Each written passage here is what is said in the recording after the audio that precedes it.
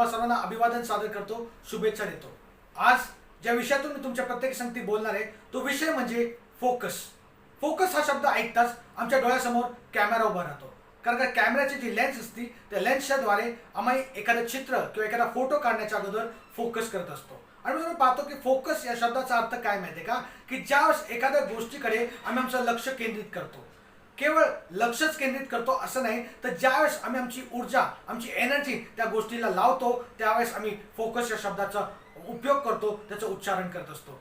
Focus या शब्दाविषयी विचार करत असताना आणखीन एक गोष्ट मला आठवती। लहानपणी आम्ही एक खेळ खेळायचो की एक सूर्याची किरणं जी असतात ती त्या बिंगावर किंवा मॅग्निफाईंग ग्लासवर आम्ही फोकस करायचो आणि त्या मॅग्निफाईंग ग्लासवरून जी किरणे येते त्या किरणांना आम्ही एखाद्या पेपरवरती किंवा कागदावरती आणि त्याच प्रकारे पाल्यावरती जर पानांवरती सुकलेल्या पानांवरती फोकस केलं तर ती पानं किंवा त्याच प्रकारे जो पेपर आहे तो सुद्धा पेटत असेल। त्याच्यावर मला एक गोष्ट पाहायला मिळते की ज्यावेळेस त्या सूर्याच्या किरणाला आम्ही योग्य रीतीने फोकस करतो त्या फोकस करण्याच्या द्वारे त्या ठिकाणामध्ये ते कागद सुद्धा जळायला लागत असेल। ह्याच्यावर मला एक गोष्ट पाहायला मिळते की त्या फोकसमध्ये किती सामर्थ्य आहे।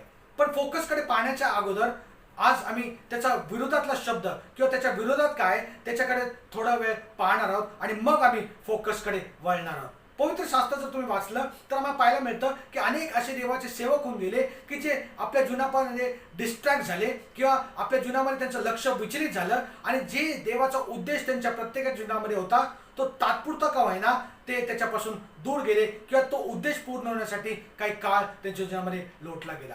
पवित्र शास्त्रामधले जी उदाहरणे आहेत त्याच्यावर आम्ही पाहणार आहोत। पहिलं उदाहरण जे पवित्र शास्त्रामध्ये आम्हाला पाहायला मिळतं किंवा आम्ही ज्याच्याविषयी पाहणार आहोत तो म्हणजे शमशोनाच्या जीवनामध्ये आम्हाला पाहायला मिळतं। शमशोन हा देवाचा एक नाझीर होता। देवाने त्याला लहानपणापासून त्याच्या जन्माच्या अगोदरपासून देवाने त्याला निवडलं होतं एक विशिष्ट असा उद्देश पूर्ण करण्यासाठी। पण आम्ही पाहतो की शमशोन आपल्या नातेसंबंधामध्ये गुरफटला आणि त्या नातेसंबंधामध्ये गुरफटल्या कारणाने त्याचा जो उद्देश होता त्याचं जे ध्येय होतं त्यापासून तो विचलित झाला। त्याने आपल्या जीवनामध्ये जस तो तरुण झाला त्यास तो दलिलेच्या प्रेमात पडला आणि ही जी दलिला होती ती वारंवार शमशोनाला त्याच्या ताकदीचं किंवा त्याचं सामर्थ्याचं रहस्य कशामध्ये आहे ही त्याला विचारण्याचा प्रयत्न करत होता। अनेकदा शमशोन ती गोष्ट टाळत होता, पण कालांतराने त्या दलिलेने त्याला भुरळ पाडली आणि त्याच्या ताकदीचं रहस्य त्यांनी त्याला विचारलं। आणि मग मी पाहतो की ज्यावेळेस त्यांनी सांगितलं की माझी ताकद माझ्या केसांमध्ये माझ्या बटामध्ये आहे, त्यावेळेस ही गोष्ट ज्यावेळेस त्यांनी सांगितली त्यावेळेस त्या दलिलेने त्याला मांडीवर घेतलं आणि त्याच्या बटा कापून टाकल्या आणि त्याचं सामर्थ्य निघून गेलेलं आहे। आणि मग मला एक गोष्ट पाहायला मिळते की शमशोन त्या नातेसंबंधामध्ये गुरफटला, त्याचं लक्ष विचलित झालं आणि म्हणून आपण पाहतो की देवाचा उद्देश जो त्याच्या जीवनामध्ये येतो तो काही काळासाठी तो पूर्ण करू शकला नाही। दुसरं उदाहरण मला पवित्र शास्त्रामध्ये पाहायला मिळतं दाविदाविषयी। दावीद सुद्धा आम्ही पाहतो की त्याच्या उद्देशापासून तो भरकटला, त्याचं लक्ष विचलित झालं आणि त्यामुळं केवळ पापच त्याच्या जीवनामध्ये घडलं नाही तर त्याच्याद्वारे एक खून सुद्धा घडला। त्याचं आम्ही पाहतो की त्याचं उत्तम उदाहरण दुसरे शमूएल याचा 11वा अध्याय आणि जर पहिलं वचन तुम्ही वाचलं तर त्या ठिकाणी पाहायला मिळेल की त्या दाविदाने योआब आणि सर्व प्रकारचे जे सैनिक होते त्या सर्वांना युद्धावर पाठवलं आणि असं म्हणलेले की दावीद यरुशलेमातच राहिला। आणि मग मला पाहायला मिळतं की ज्यावेळेस तो यरुशलेमात राहिला आणि त्यावेळेस तो त्या गच्चीवर गेला आणि त्याचं त्या ठिकाणामध्ये बत्शेबेकडे ज्यावेळेस त्यांनी पाहिलं त्यावेळेस त्याचं लक्ष विचलित झालं। मला सांगू द्या, दावीद त्या ठिकाणी पहिल्यांदाच त्यांनी बत्शेबेला पाहिलं असं नाही, कारण का उरिया जो बत्शेबेचा नवरा होता, पती होता, तो त्याच्या सैन्यामध्ये होता। म्हणजे मी पाहतो की ज्यावेळेस दाविदाने त्याचा युद्धावर जाण्याच्या ऐवजी तो त्या ठिकाणी यरुशलेमातच राहिला त्यावेळेस तो त्याच्या उद्देशापासून भरकटला किंवा तो डिस्ट्रॅक्ट झाला आणि त्याच्या जीवनामध्ये एक पातक घडलं आणि खून देखील घडलेला आहे आम्ही असं पाहतो। त्यानंतर मी पाहतो की पवित्र शास्त्रामध्ये आणखीन एक उदाहरण आहे ते म्हणजे हवेचं उदाहरण।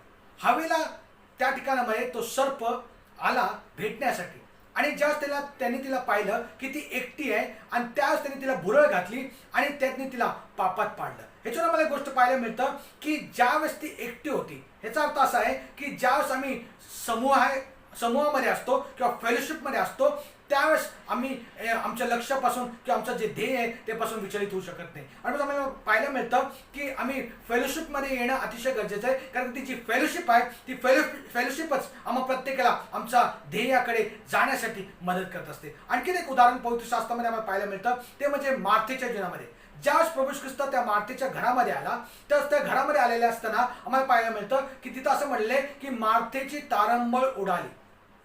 आणि काय घडलं माहिती का, इंग्लिश भाषेमध्ये असं म्हणलेलं शी गॉट डिस्ट्रॅक्टेड. म्हणजे याचा अर्थ काय माहिती का, तिला जे करायचं होतं ते नेमकं करण्याच्या ऐवजी तिची तारंबळ उडाली किंवा ती डिस्ट्रॅक्ट झाली आणि ती प्रभू येशू ख्रिस्ताकडे आली आणि कुरकुर करायला लागली. यावरून आम्हाला गोष्ट पाहायला मिळते की ज्यावेळेस डिस्ट्रॅक्शन आमच्या प्रत्येक जीवनामध्ये येतं त्यावेळेस जो उद्देश देवाचा आमच्या प्रत्येकाच्या जीवनासंबंधाने आहे तो उद्देश पूर्ण होण्यासाठी आम्ही लायक ठरत नाही किंवा त्या उद्देशापासून आम्ही दूर जात असतो. आम्ही तुम्हाला पाहायला मिळतं या ठिकाणी की जी उदाहरण आहे त्या उदाहरणाच्या द्वारे एक गोष्ट पाहायला मिळते की आम्ही सुद्धा आमच्या जीवनामध्ये या सर्व डिस्ट्रॅक्शन पासून दूर राहणं अतिशय गरजेचं आहे. मला सांगू द्या, देवाचं वचन सांगतं, प्रभू येशू ख्रिस्त म्हणला योहान 10:10 मध्ये, मी आलो आहे ते तुम्हाला जीवन देण्यासाठी आणि तेही विपुल जीवन देण्यासाठी. देवाची इच्छा हीच आहे की आम्ही जगत असताना विपुलतेमधलं जीवन जगावं. पण आज आम्ही पाहतो की पुष्कळ आम्ही विपुलतेमधलं जीवन जगू शकत नाही. त्याचं मुख्य कारण काय असेल माहिती आहे का, की आम्ही आमच्या जीवनामध्ये पुष्कळ वेळेस विचलित होतो. जे लक्ष आम्ही केंद्रित करायचं आहे ते लक्ष केंद्रित करण्याच्या ऐवजी आम्ही त्या लक्ष्यापासून विचलित होत असतो. मला सांगू द्या, आम्ही पुष्कळ आमच्या जीवनामधला जो उद्देश आहे तो विसरतो आणि उद्देश विसरल्या कारणाने आम्ही ज्या प्रकारे आम्ही गोष्टी करायला हव्यात त्याप्रमाणे करत नाही. दुसरी गोष्ट, आम्ही आमच्या जीवनामध्ये ज्या गोष्टींना प्राधान्य द्यायला पाहिजे त्या गोष्टींना प्राधान्य न दिल्या कारणाने आमच्या जीवनामध्ये ज्या गोष्टींना मूल्य दिलं पाहिजे किंवा व्हॅल्यू दिलं पाहिजे त्या गोष्टी करण्याच्या ऐवजी चुकीच्या गोष्टी आम्ही वारंवार करत असतो. आम्ही आमच्या जीवनामध्ये एक प्रश्न आमच्या स्वतःला विचारणं गरजेचं आहे की ज्या गोष्टी मी करतो त्या खरोखर महत्त्वाच्या आहेत काय. प्रभू येशू ख्रिस्त आम्ही अनेक उदाहरणं ह्याच्या अगोदर पाहिले की जे आपल्या जीवनामध्ये डिस्ट्रॅक्ट झाले किंवा ते लक्ष त्यांचं विचलित झालं.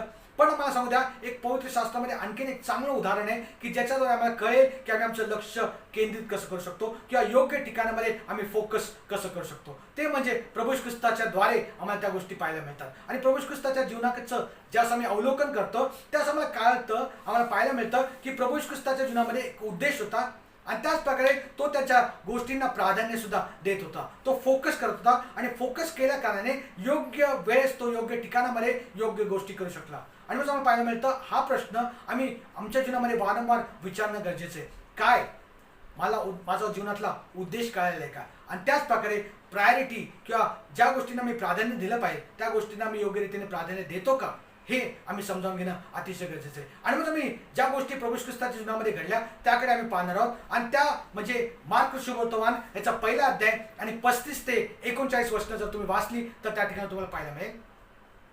येशू प्रार्थनेसाठी एकांत स्थळी जातो व पुढे कफरनहूम सोडतो. मग तो सकाळी मोठ्या पहाटेस उठून बाहेर गेला व रानात जाऊन तेथे त्याने प्रार्थना केली.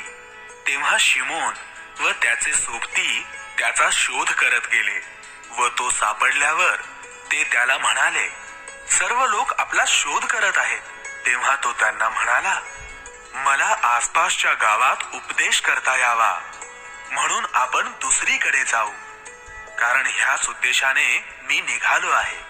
मग तो सबंध गालिलात त्यांच्या सभास्थानातून उपदेश करत व भूते काढत फिरला. आमेन. या ठिकाणी पाहतो की प्रभू येशू ख्रिस्ताचं उत्तम उदाहरण आमच्या समोर आहे.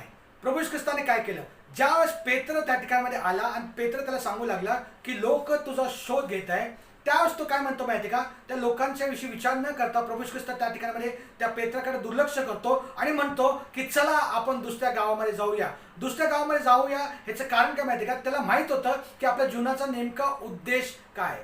ज्यावेळेस तुम्हाला तुमच्या जीवनाचा उद्देश ठाऊक असतो त्यास कोणत्या गोष्टीला तुम्ही नाही म्हटलं पाहिजे हे तुम्हाला कळत असतं. आणि तुम्हाला सांगू द्या, या ठिकाणामध्ये जास्ती पेत्र त्याच्याकडे आला आणि त्या गोष्टी सांगायला लागला त्याची चांगली गोष्ट तो सांगत होता की जे लोक आजारी होते, त्याच प्रकारचे भूतग्रस्त होते आणि आणखी वेगवेगळ्या प्रकारचे लोक त्या ठिकाणामध्ये येशू ख्रिस्ताचा शोध घेण्यासाठी त्याच्या मागे चालले होते. आणि मी पाहतो की एखादा व्यक्ती जो आजारी आहे त्याच प्रकारे जो एखादा व्यक्ती अशक्त आहे त्याला मदत करणे ही चांगली गोष्ट आहे, कदाचित योग्य अशी गोष्ट आहे. पण प्रभू येशू ख्रिस्त ते न करता काय म्हणतो माहिती का, चला आपण पुढे जाऊया. आणि तो म्हणतो का पुढे जाऊया, तर मला अनेक जे आसपासचे गाव आहेत त्याच्यामध्ये उपदेश करायचा आहे. मला सांगू द्या, तो म्हणतो याच, जर तुम्ही 38 वचन त्या अध्यायाचं वाचलं तर त्या ठिकाणी मला असं तो म्हणतो की याच एका गोष्टीसाठी त्याने मला पाठवलेले आहे. ह्याचा अर्थ काय माहिती का, जर त्याचा अर्थ तुम्हाला पाहायचा असेल ही गोष्ट कोणती आहे तर मार्क शुभवर्तमान याचा पहिला अध्याय आणि त्याचं 14 आणि 15 वचनं जर तुम्ही वाचलं तर त्या ठिकाणी तुम्हाला पाहायला मिळते. त्या ठिकाणी असं म्हणलेले, योहानाला अटक झाल्यानंतर येशू देवाच्या राज्याचे सुवार्ता गाजवत गालिलात आला व म्हणाला. काळजी काळाची पूर्णता झाली आहे व देवाचे राज्य जवळ आले आहे. पश्चाताप करा व स्वार्थेवर विश्वास ठेवा. म्हणजे त्याला सांगण्याचा उद्देश हा होता की जी स्वार्थ सांगण्यासाठी देवाने त्याला पाठवलं होतं ती स्वार्थ सांगणं गरजेचं होतं. आणि काळाची पूर्णता झाल्यानंतर तो म्हणतो की तो स्वार्थ सांगत फिरला. काय स्वार्थ होता की पश्चाताप करा कारण देवाचं राज्य जवळ आलेले. देवावरती आणि स्वार्थीवरती विश्वास ठेवा. ह्याच्यावर मला एक गोष्ट पाहायला मिळते की प्रभू येशू ख्रिस्त प्रामुख्याने फक्त लोकांना आरोग्य देण्यासाठी आला नाही. निश्चितच मला पाहायला मिळतं की त्याने आरोग्य दिलं पण तो आरोग्य द्यावं लोकांची वाहवा घ्यावी यासाठी प्रभू येशू ख्रिस्त आला नाही तर तो लोकांना सुवार्थ सांगण्यासाठी या जगामध्ये आला. आणि मी पाहतो की या ठिकाणी आमच्या सुद्धा जीवनामध्ये प्रामुख्याने आम्ही आरोग्य देण्यापेक्षा लोकांना देवाची सुवार्थ सांगणं अतिशय गरजेचं आहे. प्रभू येशू ख्रिस्ताचं जे मिशन होतं तेच मिशन आज आमच्या प्रत्येकाचं आहे. ते म्हणजे काय माहिती का, अनेक तारलेल्या लोकांना घेऊन देवाच्या राज्यामध्ये आम्ही जावं. त्यांच्या शरीरापेक्षाही जास्त महत्त्व त्यांच्या आत्म्याला द्यावं. आणि मग मी जास्त पवित्र शास्त्र वाचतो तर वारंवार त्या गोष्टी आम्हाला पाहायला मिळतं. प्रभू येशू ख्रिस्त मत्ते कृष्णवर्तमानाचा 10वा अध्याय आणि 28व्या वचनामध्ये सुद्धा काय म्हणतो आपण वाचूया. तो म्हणतो जे शरीराचा घात करतात पण आत्म्याचा घात करण्यास समर्थ नाहीत त्यांना भिवू नका, तर आत्मा व शरीर या दोहांचा नरकात नाश करण्यास जो समर्थ आहे त्याला तुम्ही भ्या. ह्याच्यावर तो या ठिकाणी सांगत आहे की आत्म्याला जास्त महत्व आहे शरीरापेक्षा. शरीराचा घात करणाऱ्या व्यक्तीला घाबरू नका, तर जो शरीराचा त्याच प्रकारे आत्म्याचा घात करू शकतो त्याला तुम्ही भ्या. आणखीन आम्ही जर मत्ते कृष्णप्रवर्तनाचं 16वा अध्याय 26 वचन वाचलं तर आमच्या सर्वांच्या परिचयाचं वचन आहे. आणि त्या वचनामध्ये तो म्हणतो मनुष्याने सर्व जग मिळवलं आणि आपल्या आत्म्याचा नाश केला तर त्याला काय लाभ आहे. आणि तिसरं वचन आम्ही जर वाचलं मत्ते कृष्णप्रवर्तनाचा 24वा अध्याय 14 वचन वाचलं तर सर्व राष्ट्रांना साक्षीसाठी म्हणून राज्याची सुवार्ता सर्व जगात गाजवली जाईल तेव्हा शेवट होईल. ह्याच्यावर मला पाहायला मिळतं की प्रभू येशू ख्रिस्ताला आपला जो उद्देश आहे आपलं जे ध्येय आहे ते स्पष्टरित्या ठाऊक होतं. आणि मग ते ठाऊक असल्या कारणाने तो बरेच चुकीच्या गोष्टीला किंवा ज्या गोष्टी महत्त्वाच्या नाही त्याला तो नाही म्हणू शकला. आणि मग आम्हाला पाहायला मिळतं की आमच्या सुद्धा जीवनामध्ये असा क्लिअर उद्देश आमचा फोकस असणं अतिशय गरजेचं आहे. आणि मग आम्ही पाहतो की प्रत्येक विश्वासणाऱ्याला देवाने पाचारण केलेलं आहे पण त्याची मुळीच इच्छा नाही की प्रत्येक विश्वासणारे प्रत्येक गोष्ट करावी. तर मला सांगू द्या देव आम्हाला कधीच बोलावत नाही की आम्ही सर्व गोष्टी कराव्या. तर पौल सुद्धा एका ठिकाणी फार सुंदर म्हणतो ही एकच गोष्ट मी करतो. फिलिप्पी 3:13 जर तुम्ही वाचलं तर त्याच्या शेवटच्या भागामध्ये आपल्याला पाहायला मिळतं पौल म्हणतो की एकच गोष्ट मी करत आहे. एकच गोष्ट म्हणजे काय माहिती का, देवाच्या वचनाची सुवार्ता सांगणं ही महत्वाची गोष्ट आहे. आणि तुम्ही पाहतो की या गोष्टी आम्ही स्पष्टरित्या समजावून घेणं अतिशय गरजेचं आहे. आम्ही पाहतो की या ठिकाणी फोकस आमचा नेमकं कशावर असणं गरजेचं आहे. एक उदाहरण मी तुम्हाला देऊ इच्छितो की ज्यावेळेस एखादा रिंग मास्टर सर्कसमध्ये त्या सिंहाच्या पिंजऱ्यामध्ये जातो त्यास त्या पिंजऱ्यामध्ये जात असताना एका हातामध्ये त्याच्या चाबूक असतो आणि एका हातामध्ये स्टूल असतो. आणि तो स्टूल यासाठी असतो की त्या स्टूलच्या त्या पायांकडे तो सिंह पाहतो. त्या पायांकडे पाहिल्यानंतर तो गोंधळात पडतो. आणि मला सांगू द्या ज्यावेळेस एखाद्या सिंहाला आपल्या त्या भक्ष्याला त्याच्यावरती आक्रमण करायचं असेल अटॅक करायचं असेल तर त्याला फोकसची फार गरज असते. पण ज्यावेळेस ते स्टूलचे 3 पावलं त्याला दिसतात त्यावेळेस तो त्याचा फोकस गमावतो आणि फोकस गमावल्या कारणाने तो त्या ठिकाणी काही करू शकत नाही आणि त्या रिंग मास्टरला तो वश होतो. ह्याच्यावर मला एक गोष्ट पाहायला मिळते की जर आमच्या जीवनामध्ये फोकस नसेल तर फोकस नसल्या कारणाने आम्ही आमचं पॅशन किंवा आमची जे अंतःकरणामध्ये ज्या इच्छा आहेत त्या आम्ही गमावू शकतो. आणि मग आम्हाला या ठिकाणी पाहायला मिळतं की आम्ही वारंवार हा प्रश्न आमच्या प्रत्येकाला स्वतःला विचारणं गरजेचं आहे की आम्ही जे करत आहोत त्यामध्ये आमचा देवाचा उद्देश नेमका काय आहे. आणि मग आम्ही ज्यावेळेस आपल्या मार्गापासून भरकटतो आम्ही आमच्या मार्गापासून परावृत्त होतो त्यास वारंवार आम्ही त्या मार्गामध्ये येणं अतिशय गरजेचं आहे. आणि मग आम्हाला पाहतो ज्यास प्रभू येशू ख्रिस्ताचं उदाहरण आम्ही पाहतो त्यास पुष्कळ आम्हाला मनामध्ये असा विचार येतो की प्रभू येशू ख्रिस्त त्या ठिकाणी का थांबला आहे. प्रभू येशू ख्रिस्ताच्या मागे ते लोक चालले होते. प्रभू येशू ख्रिस्तावरती ते प्रेम करणारे होते. त्याच्या आरोग्याचा सामर्थ्याचा हात त्यांच्यावरती असल्या कारणाने त्यांना आरोग्य मिळालं होतं आणि तसंच त्यांना सोडून प्रभू येशू ख्रिस्त का पुढे गेला. त्याचं कारण काय माहिती का, प्रभू येशू ख्रिस्ताला एक गोष्ट माहित होती लोकांना खुश करण्यापेक्षा किंवा लोकांचं ऐकण्यापेक्षा देवाचं ऐकणं अतिशय गरजेचं आहे. आणि मग तुम्ही पाहतो की ज्यावेळेस आम्ही पुष्कळ वेळेस एखाद्या गोष्टीला नाही म्हणतो एखाद्या व्यक्तीला नाही म्हणतो त्यावेळेस आम्ही देवाला होय म्हणत असतो किंवा देवाला हो म्हणण्यासाठी कदाचित आम्हाला लोकांना नाही म्हणण्याची गरज भासते. आणि मग आम्ही पाहतो या ठिकाणी की जे काय आम्ही करतो ते करत असताना आम्ही योग्य गोष्टीची निवड करणं अतिशय गरजेचं आहे. आणि जास्त ती निवड आम्ही करतो त्याला आम्ही आमचं कमिटमेंट देणं अतिशय गरजेचं आहे. म्हणूनच आम्ही आमच्या जीवनामध्ये आपल्या स्वतःला एक प्रश्न विचारणं अतिशय गरजेचं आहे काय माझ्या जीवनामध्ये मला एक उद्देश आहे का. आणि ज्यावेळेस तो उद्देश आमच्या जीवनामध्ये असतो त्यावेळेस आम्हाला कळतं की आम्ही नेमकं आपल्या जीवनामध्ये काय मिळवण्याचा प्रयत्न करत आहोत. आणि जर आम्हाला आमच्या जीवनामध्ये उद्देश नसेल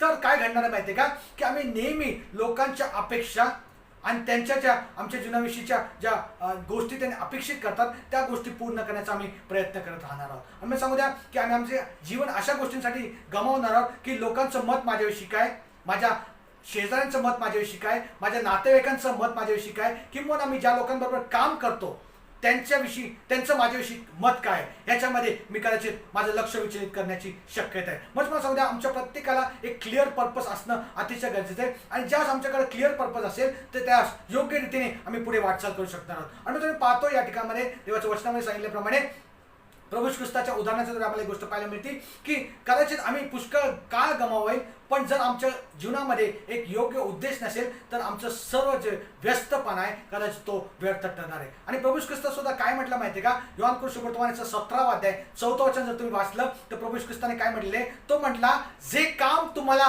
करायला दिलेस ते पूर्ण करून मी पृथ्वीवर तुझे गौरव केले आहे. ह्याच्यावर त्याला आम्हाला पाहायला मिळतं की प्रभू येशू ख्रिस्त सांगण्यामागचा उद्देश काय माहिती का, की जर तुम्ही विचार केला पवित्र शास्त्र वाचलं तर त्यांनी सर्वांना आरोग्य दिलंय असं नाही, त्यांनी सर्वांना उपदेश केला असं देखील नाही, त्यांनी सर्वांना परिवर्तित केलं असं देखील नाही.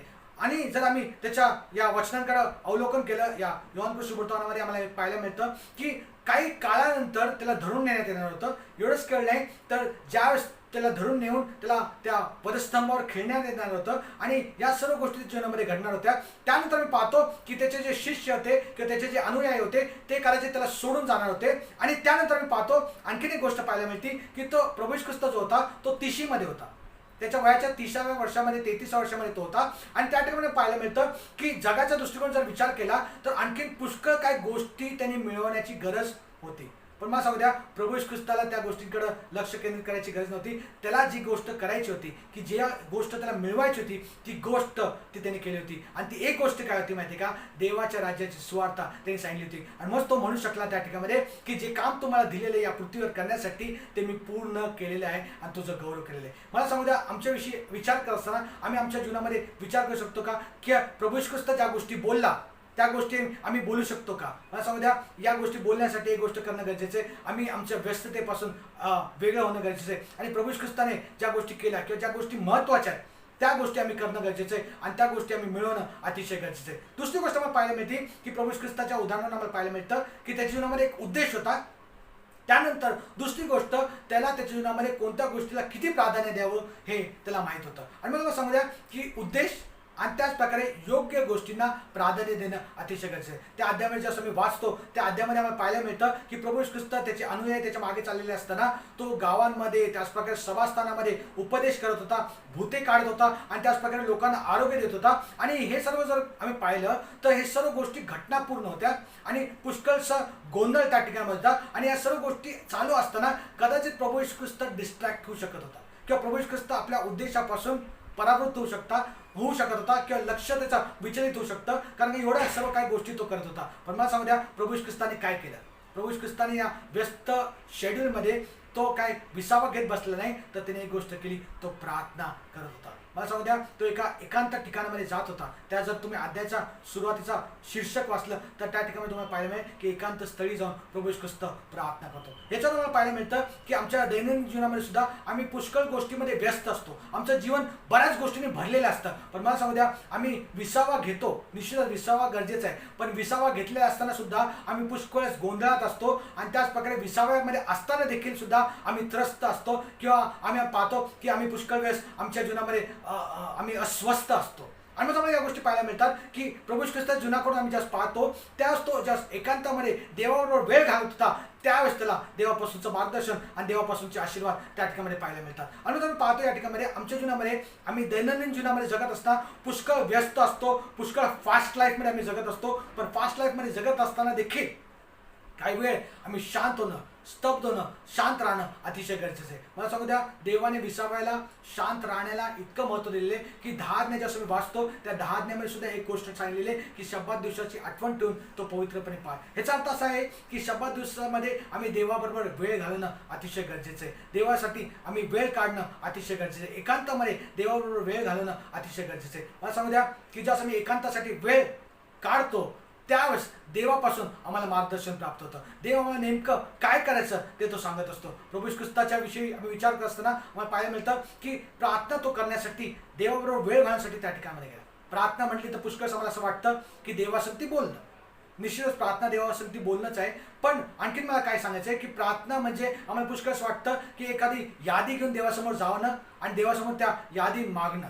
पण मला सांगू द्या, प्रार्थना म्हणजे या सर्व गोष्टी नाही, तर प्रार्थना म्हणजे पुष्कळ आम्हाला सांगू द्या की प्रार्थना म्हणजे फक्त देवासंगती बोलणं नव्हे, देवाबरोबर एक यादी घेऊन जाणं नव्हे. तर मला सांगू द्या, कधी कधी आम्ही यादी घेऊन जातो, माझं डोकं बरं दुखतंय, बरं कर, मला आरोग्य दे, माझ्या कामामध्ये मला बरकत दे आणि माझ्या कुटुंबाला तो आशीर्वाद कर. या सर्व गोष्टी मी प्रार्थनेच्या द्वारे देवाला घेऊन जातो. मला सांगू द्या, निश्चित प्रार्थनेच्या द्वारे आम्ही देवाकडे मागू शकतो, पण त्यापेक्षा जास्त प्रार्थनेच्या द्वारे आम्ही देवाबरोबर वेळ घालू शकतो. कदाचित आम्ही देवाला मागू किंवा नाही मागू, पण त्याच प्रकारे कदाचित आम्ही देवाचे आभार मानू प्रार्थनेच्या द्वारे. ज्या गोष्टी देवाने माझ्या जीवनामध्ये केलेल्या आहेत त्याचं स्मरण करून आम्ही देवाचे आभार मानू. पण त्या सर्व गोष्टींपेक्षा पलीकडे एक गोष्ट आहे की आम्ही फक्त देवाबरोबर असणं अतिशय गरजेचं आहे. असा अनुभव पुष्कळ आम्हाला आमच्या प्रियजनांविषयी सुद्धा येतो. कधी कधी आम्ही दोघेजण एकत्र बसतो, आमच्या प्रियजनांबरोबर आम्ही बसतो, पण कधी कधी आम्ही न बोलता बऱ्याचदा काही वेळ त्यांच्याबरोबर घालवतो. फक्त त्यांच्याबरोबर असणं, कधी कधी आमच्या लेकरांचे हात आम्ही आमच्या हातामध्ये घेऊन फक्त बसतो, न बोलता सुद्धा काही वेळ आम्ही त्यांच्याबरोबर घालवतो. याच्यावर आम्हाला पाहायला मिळतं की ज्यावेळेस आम्ही अशा प्रकारच्या एकांतामध्ये जातो त्या प्रकारे आम्ही एकांतामध्ये जाऊन देवाबरोबर वेळ घालवणं अतिशय गरजेचं आहे. मला सांगू द्या, आमच्या व्यस्त क्षणांमध्ये आम्हाला देव सापडणार नाही, पण ज्यास आम्ही एकांतामध्ये देवाबरोबर वेळ घालवतो त्यास देव आम्हाला सापडल्याशिवाय राहणार नाही. म्हणूनच पवित्र शास्त्रामध्ये जर तुम्ही वाचलं तर तुम्हाला पाहायला मिळेल अनेक अशी उदाहरणं आहेत की ज्या लोक एकांतामध्ये जाऊन देवाबरोबर त्यांनी वेळ घालवला, देवाचा स्पर्शाचा अनुभव त्यांच्या जीवनामध्ये आलेला आहे. आणि मदर टेरेसाविषयी म्हटला तर मदर टेरेसा सुद्धा असं म्हणते की देव आम्हाला आमच्या आवाजामध्ये, त्याचप्रकारे आमच्या अस्वस्थतेमध्ये सापडणार नाही, तर ज्यावेळेस आम्ही शांतीमध्ये असतो, एकांतामध्ये असतो, त्यास देव आम्हाला त्या ठिकाणी सापडत असतो. म्हणून आम्ही पाहायला मिळतं की मार्ताच्या जीवनामध्ये जस्ट उदाहरण मी पाहिलं सुरुवातीला की मार्ताला वारंवार असं वाटत होतं की तिने काहीतरी करावं, प्रभू येशू ख्रिस्त घरामध्ये आलेले, मी काहीतरी करावं, आणि म्हणून त्या गोष्टी करण्यामध्ये तिचा बराच वेळ निघून गेलेला होता. आणि मग सांगू द्या की या ठिकाणी पाहायला मिळतं की प्रभू येशू ख्रिस्ता तिथं म्हणला की तू फार गोष्टीविषयी काळजी व दगदग करते, किंवा त्या ठिकाणी सांगितलेलं आहे की तू पुष्कळ गोष्टीमुळे डिस्ट्रॅक्ट झालेले आहे, तुझं लक्ष विचलित झालेलं आहे, हे करावं का ते करावं. पण मला सांगू द्या, अशा प्रकारच्या मार्तीच्या जगामध्ये आम्ही सुद्धा जगत आहोत, आणि त्या सैतानाला सुद्धा हीच अपेक्षा आहे किंवा सैतानाला सुद्धा हेच हवं आहे की मी अशा प्रकारे व्यस्त असावं, आम्ही सर्व आम्ही धावपळीमध्ये असावं. पण मला सांगू द्या, देवाची इच्छा ही आहे की आम्ही त्याच्याबरोबर वेळ घालावा, देवाच्या सानिध्यामध्ये आम्ही वेळ घालावा, आणि मग आम्ही ज्यास देवाबरोबर वेळ घालतो त्यास आम्हाला विसावा प्राप्त होतो. एवढंच केलं नाही तर प्रभू येशू ख्रिस्त स्वतः त्या ठिकाणी पाहायला मिळतं की प्रभू येशू ख्रिस्ताच्या जीवनातून आम्हाला पाहायला मिळतं की जास्त एकांतामध्ये प्रार्थनेमध्ये देवाबरोबर वेळ घालत होता, त्यास तो योग्य रीतीने आपल्या जीवनामध्ये फोकस करू शकत होता. आणि मला सांगू द्या की ज्या काही गोष्टी प्रभू येशू ख्रिस्त करू शकला, ज्या काही गोष्टी तो करत होता, आणि त्या सर्व गोष्टीविषयी आम्ही विचार करत असताना की ते करण्यासाठी तो ज्या गोष्टी करत होता त्या कदाचित उत्तम असतील, पण सर्वात उत्तम गोष्ट तो काय करत होता माहिती आहे का, देवाबरोबर वेळ घालत होता आणि देवापासूनचं मार्गदर्शन तो घेत होता. जी गोष्ट त्यांनी नेमकी करायला हवी आहे ती करण्यासाठी देवापासूनचं मार्गदर्शन तो घेत होता. आणि मग आम्हाला पाहायला मिळतं की वारंवार प्रभू येशू ख्रिस्ताला देवापासून मार्गदर्शन प्राप्त होतं, आणि ते मार्गदर्शन असं होतं की नेमकं तरी पुढचं पाऊल कसं उचलावं, की पुढं काय करावं, ह्याचं मार्गदर्शन देवापासून प्रभू येशू ख्रिस्ताला प्राप्त होत होतं, जास्त तो एकांतामध्ये देवाबरोबर वेळ घालत होता. आणि मला सांगू द्या, आम्ही सुद्धा जास्त देवाबरोबर एकांतात वेळ घालतो त्यास या सर्व गोष्टी आम्हाला पाहायला मिळणार आहे आमच्या प्रत्येक जीवनामध्ये सुद्धा. आणि मग सांगू द्या की आम्हाला हे ज्ञान प्राप्त होणार आहे की ज्यावेळेस आम्ही एकांतामध्ये जाऊन देवाबरोबर वेळ घालणार आहे. आणि या गोष्टी करत असताना सांगू द्या, आम्ही देवाकडं ज्या गोष्टी देवाने आम्हाला करण्यासाठी पाचारण केलेले त्या गोष्टी करणं गरजेचं आहे, म्हणजे आमचं पर्पस आम्ही समजावून घेणं गरजेचं आहे. आणि त्याच प्रकारे दुसरी गोष्ट, आमच्या प्रायोरिटीज किंवा ज्या गोष्टींना आम्ही प्राधान्य देतो त्या गोष्टीकडे आम्ही लक्ष देणं अतिशय गरजेचं आहे. आणि ज्यावेळेस आम्ही प्राधान्य देऊन देवाबरोबर एकांतामध्ये वेळ घालवतो आणि देवाबरोबर सहवासामध्ये, त्याच्या सहभागितेमध्ये वेळ घालतो, त्यास आम्ही उत्तम गोष्ट करत असतो. देवापासूनचं मार्गदर्शन सुद्धा आम्हाला प्राप्त होतं. म्हणून मला सांगू द्या, आमच्या जीवनामध्ये सुद्धा फोकस करण्यासाठी प्रभू येशू ख्रिस्त एक उत्तम उदाहरण आहे. ज्या प्रकारे त्याला त्याचा जीवनाचा पर्पस, हेतू, उद्देश ठाऊक होता आणि त्या उद्देश पूर्ण करण्यासाठी अनेकदा तो ज्या गोष्टीला नाही म्हणायचं होतं त्या गोष्टीला नाही म्हणू शकला. आणि दुसरी गोष्ट मला सांगू द्या, दुसरी ती तर तो आपल्या जीवनामध्ये ज्या गोष्टींना प्राधान्य द्यायचे म्हणजेच काय, देवाबरोबर वेळ घालवणं, एकांतामध्ये देवाबरोबर वेळ घालवणं हे तो करत होता. त्याच प्रकारे जर आम्ही आमच्या जीवनामध्ये सुद्धा केलं तर आम्ही सुद्धा आपल्या जीवनामध्ये एक योग्य रीतीने फोकस करू शकणार आहोत. मला सांगू द्या, या जगामध्ये जगत असताना मी तुम्हाला सुरुवातीला सांगितल्याप्रमाणे अनेकदा त्या मार्तेप्रमाणे बिझी आम्ही होऊन जातो. पण आज आम्ही देवाला म्हणूया की देवा, मला आज कळालेलं आहे की कोणत्या गोष्टीला मी फोकस करणं गरजेचं आहे, जो उद्देश माझ्या जीवनामध्ये, आणि तो उद्देश पूर्ण होत असताना काय मी देवाला योग्य रीतीने वेळ देत आहे का, माझं प्रायोरिटीज राईट आहे का, हे आम्ही पाहणं अतिशय गरजेचं आहे. देव करो हे करण्यासाठी, देव प्रत्येकाला सहाय्य करू आणि मदत करू. यासाठी आपले डोळे बंद करूया, प्रार्थना करूया. स्वर्गीय प्रेमळ पिते, आम्ही तुझा धन्यवाद करतो, तुझी स्तुती करतो, तुझ्या नावाचा जय जयकार करतो. पुन्हा एक वार हा सुंदर समय तो आम्हाला दिलास. तुझ्या वचनाद्वारे तो आमच्या प्रत्येकाच्या अंतर्गणाशी आज बोललेला आहेस माझ्या प्रभू. मला माहिती आहे की बाप्पा, आमच्या जीवनामध्ये एखाद्या गोष्टीविषयीचा फोकस असणं अतिशय गरजेचं आहे माझ्या प्रभू. आज मी प्रार्थना करतो प्रभू, तुझ्या वचनातून तू आमच्या प्रत्येकासाठी बोललेला आहे प्रभू. येशू ख्रिस्ताचं उत्तम उदाहरण आहे आमच्या समोर माहिती आहे की त्याला आपल्या जीवनामध्ये जो उद्देश होता त्याकडे त्याचं लक्ष सदैव केंद्रित होतं माहिती आहे. आणि प्रभू त्याच प्रकारे त्याला त्याच्या जीवनामध्ये कोणत्या गोष्टीला प्राधान्य द्यायचं हे त्याला कळालं होतं आणि त्याप्रमाणे तो देवाबरोबर एकांतामध्ये वेळ घालवत असे आणि देवापासून मार्गदर्शन प्राप्त करून घेत असे. आजही मी प्रार्थना करतो आमच्या जीवनामध्ये सुद्धा आम्ही पुष्कळ वेळेस डिस्ट्रॅक्ट होतो माझ्या, पण आम्हाला तू प्रत्येकाला फोकस दे माझ्या प्रभू. ज्या गोष्टीकडे आम्ही आमचं लक्ष केंद्रित करावं ही तुझी इच्छा आहे, जो आमच्या जीवनाचा उद्देश आहे तो आम्ही समजावून घेऊन त्याप्रमाणे करण्यासाठी आम्हाला प्रत्येकाचं तू सहाय्य कर. आणि प्रभू त्याच प्रकारे वारंवार एकांतामध्ये तुझ्याबरोबर वेळ घालवण्यासाठी आम्हाला प्रत्येकाला तू सहाय्य मदत कर. मान सन्मान करू तुझ्याच नाव देत येशूच्या प्रिय आणि गुणांना मागतो म्हणतोय आमेन. आता देवबापाची प्रीती, प्रभू येशू ख्रिस्ताची कृपा, पवित्र आत्म्याची सहभागिता तुम्हा सर्वांबरोबर आता आणि सदा सर्व काळ असो. आमेन. God bless you.